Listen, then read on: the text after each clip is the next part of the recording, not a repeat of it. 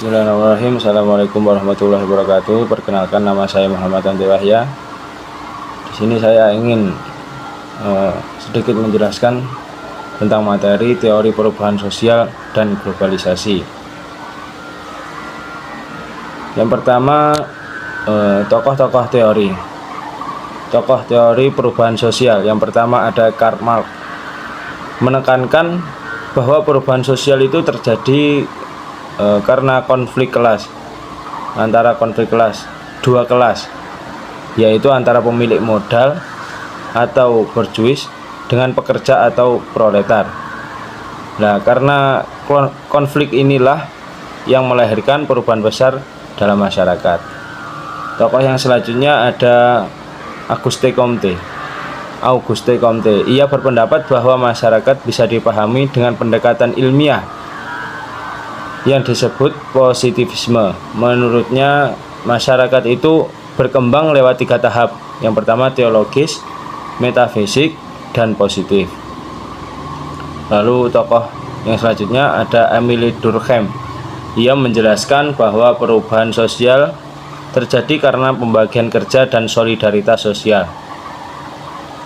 Emile Durkheim ini membedakan solidaritas mekanik, yaitu masyarakat tradisional, dan solidaritas organik atau masyarakat modern. Dan yang selanjutnya tokoh-tokoh teori globalisasi. Tokoh yang pertama yaitu Anthony Giddens. Ia adalah seorang sosiolog dari Inggris.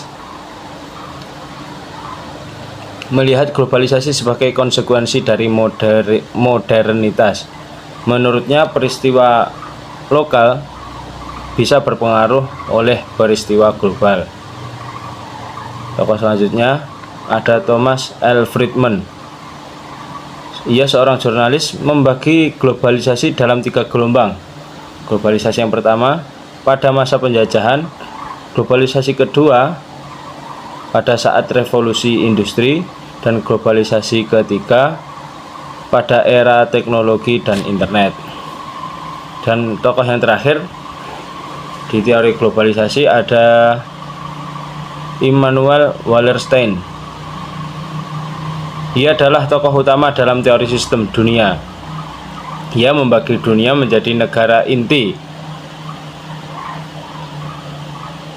semi-periferi, dan periferi. Negara inti mendominasi, sementara negara periferi cenderung dieksploitasi oleh negara inti.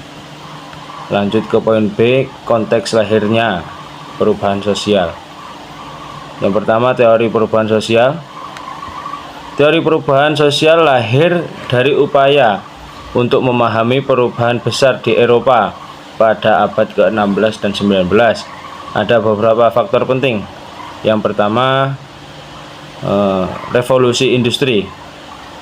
Revolusi industri ini adalah pendorong utama masyarakat agraris yang statis dan berbasis tradisi yang digantikan oleh masyarakat industri yang dinamis.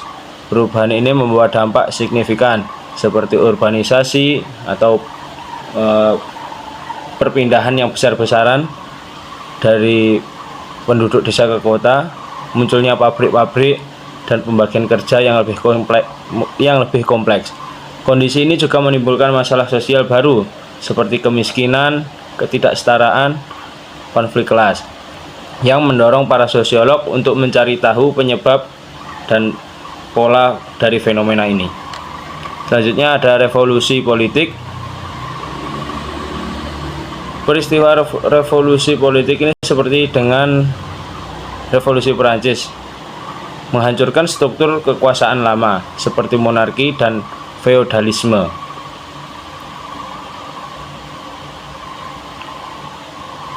Menghancurkan kekuasaan lama, yang intinya menghancurkan kekuasaan lama dan melahirkan sistem yang baru.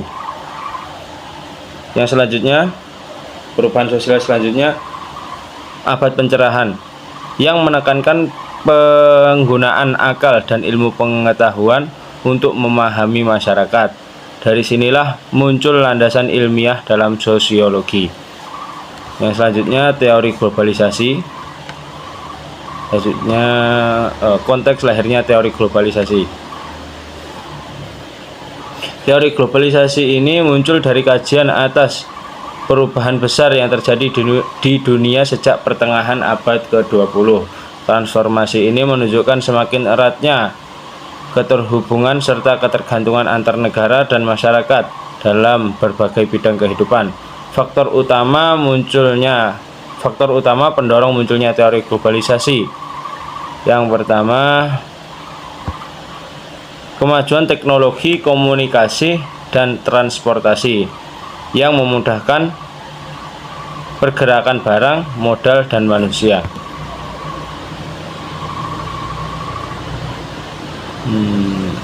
Dan yang selanjutnya ada ekspansi ekonomi kapitalisme global. Ekspansi ekonomi kapitalisme global ialah pasca runtuhnya tembok Berlin dan berakhirnya Perang Dingin.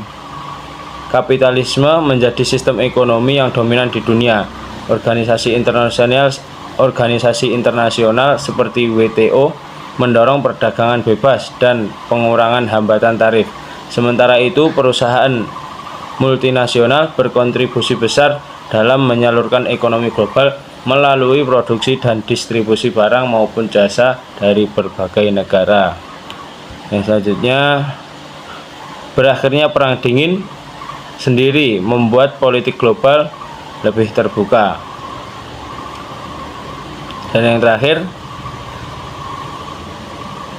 selain itu muncul juga isu lintas batas seperti perubahan iklim, terorisme, dan kesehatan global. Semua ini mendorong semakin eratnya keterhubungan antar negara. Jadi dapat kita simpulkan bahwa teori perubahan sosial dan teori globalisasi lahir dari kondisi nyata yang dihadapi masyarakat pada zamannya. Para tokoh mencoba menjelaskan perubahan tersebut dengan berbagai sudut pandang. Semoga dengan penjelasan saya dapat dipahami. Selanjutnya, konsep dasar teori akan dilanjutkan oleh rekan saya. Terima kasih. Kemudian konsep dasar teori. Yang pertama pada konsep dasar teori perubahan sosial. Terdapat 3 konsep dasar utama yang menjadi landasan bagi sebagian besar dari teori perubahan sosial. Yaitu yang pertama evolusionisme. Konsep ini memandang bahwa perubahan sosial itu sebagai sebuah proses yang progresif dan searah, mirip dengan evolusi biologis.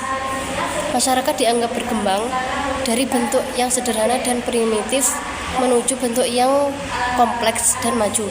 Kemudian fungsionalisme. Konsep ini memandang bahwa masyarakat sebagai sebuah sistem yang terdiri dari berbagai bagian yang saling bergantung. Setiap bagian memiliki fungsinya sendiri untuk menjaga keseimbangan dan stabilitas sistem. Kemudian yang terakhir, konflik. Berbeda dengan fungsionalisme yang menekankan stabilitas, teori konflik melihat perubahan sosial sebagai hasil dari pertentangan kekuasaan dan sumber daya. Masyarakat dianggap terbagi menjadi kelompok-kelompok yang kepentingannya saling bertentangan, seperti kelas, sosial, ras, atau gender. Jadi dapat disimpulkan bahwa konsep dasar teori perubahan sosial itu dipahami melalui 3 konsep dasar utama, yaitu pada evolusionisme yang melihat perkembangan masyarakat itu secara bertahap menuju kemajuan. Fungsionalisme yang menekankan perubahan sebagai penekanan, sebagai penyesuaian demi menjaga keseimbangan, dan konflik yang memandang perubahan lahir dari pertentangan kepentingan antar kelompok. Kemudian teori globalisasi. Konsep dasar teori globalisasi mencakup beberapa pandangan tentang bagaimana negara dan masyarakat di dunia saling berinteraksi, terhubung dan bergantung satu sama lain. Globalisasi dipahami sebagai interaksi dan ketergantungan antar negara dunia yang terbagi menjadi 3 kelas utama: negara inti, negara semiferi, dan negara periferi. Globalisasi juga menimbulkan ketergantungan antara negara dalam ekonomi, perubahan hubungan sosial, serta integrasi dalam berbagai aspek kehidupan. Globalisasi juga dipandang sebagai proses yang menyebabkan integrasi dan interaksi internasional dalam berbagai bidang yang mempengaruhi kehidupan manusia secara global. Kemudian kritik terhadap teori. Yang pertama pada teori perubahan sosial. Kritik terhadap perubahan sosial yaitu kritik determinisme. Beberapa teori seperti Marx dan evolusionisme tradisional itu terlalu menekankan bahwa satu faktor penyebab, misalnya ekonomi atau biologi, dan kurang memberi ruang pada peran manusia, budaya, serta politik dalam perubahan sosial. Terus kritik terhadap pandangan evolusionis bahwa sejarah berjalan secara linear menuju kemajuan dianggap terlalu menyederhanakan kenyataan, karena perubahan sosial seringkali tidak teratur, episodik, dan kompleks. Kemudian kritik terhadap teori ketergantungan yang dianggap terlalu menekankan faktor ketergantungan eksternal dan mengabaikan dinamika internal seperti peran kelas dan negara pada perubahan sosial. Kemudian teori globalisasi. Beberapa kritik terhadap globalisasi yaitu teori kritis yang menyoroti bahwa globalisasi cenderung memperkuat ketimpangan dan ketergantungan negara-negara berkembang terhadap negara maju, yang menjadikan negara berkembang itu sebagai pemasok bahan mentah dan tenaga kerja murah, sementara kekuasaan ekonomi dan pengetahuan tetap dikuasai oleh negara maju. Globalisasi neoliberal bukanlah sistem yang berkelanjutan karena menghasilkan ketimpangan besar dan perlawanan dari berbagai negara, serta memunculkan bentuk otoritarisme dan fasisme sebagai respon terhadap krisis kapitalisme global. Kemudian globalisasi juga dikritik karena menciptakan budaya konsumerisme yang berlebihan melalui fenomena seperti fast fashion yang berdampak negatif pada sosial dan lingkungan. Kritik terhadap globalisasi itu menekankan bahwa proses ini sering memperkuat ketimpangan antara negara maju dan berkembang, tidak berkelanjutan yang menimbulkan krisis, serta berdampak negatif pada masyarakat lingkungan melalui budaya konsumerisme yang berlebihan. Kemudian pandangan Islam terhadap teori. Yang pertama pada teori perubahan sosial. Dalam pandangan Islam, perubahan sosial itu menegaskan bahwa suatu keniscayaan yang bersifat dinamis dan harus diarahkan pada kebaikan sesuai petunjuk ilahi. Dalam Quran surah Ar-Rod ayat 11 menegaskan bahwa Allah tidak akan mengubah keadaan suatu kaum kecuali mereka sendiri yang mengubah keadaan mereka sendiri. Kemudian di dalam hadis juga menekankan bahwa pentingnya usaha melakukan perbaikan, kemampuan beradaptasi yang tidak bertentangan dengan syariat, serta peran ijtihad sebagai sarana menjawab perkembangan zaman. Dan pada teori globalisasi, dalam Islam memandang teori globalisasi itu diproses dari perubahan sosial yang tidak bisa dihindari dalam kehidupan manusia. Hal ini sejalan pada Al-Quran pada surah Ar-Rod yang menegaskan bahwa perubahan itu hanya terjadi jika manusia yang berusaha mengubah dirinya. Al-Quran bersifat universal Islam, yakni berlaku untuk seluruh umat manusia tanpa batas ras, bangsa, atau kelas sosial. Maka globalisasi yang membawa interaksi lintas budaya, ekonomi, politik, dan sosial dapat sejalan dengan nilai-nilai Islam, asalkan umat Islam tetap menjaga identitas moral dan nilai agama. Hadis juga memberi pedoman agar umat manusia tidak terjebak pada materialisme globalisasi, karena orang yang hanya mengutamakan dunia akan menghadapi kesulitan, sementara yang mengutamakan akhirat akan dimudahkan urusannya dan memperoleh kekayaan hati.